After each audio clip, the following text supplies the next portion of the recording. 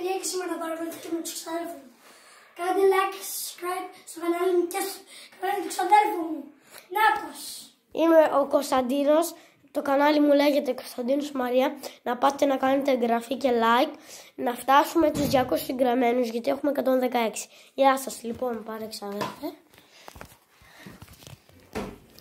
Πάμε να παρακολουθήσουμε τους ξαδέρφους. Πάμε. Ωραία. Ακούσουμε μια μουσική εύκολη. Να τους ξαδέρφους μας. Άτος. Πάμε πιο κοντά.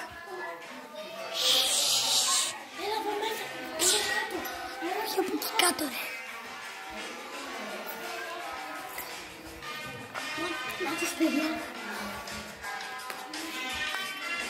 Ξαδέρφοι, τι κάνεις? Δεν ξέρω.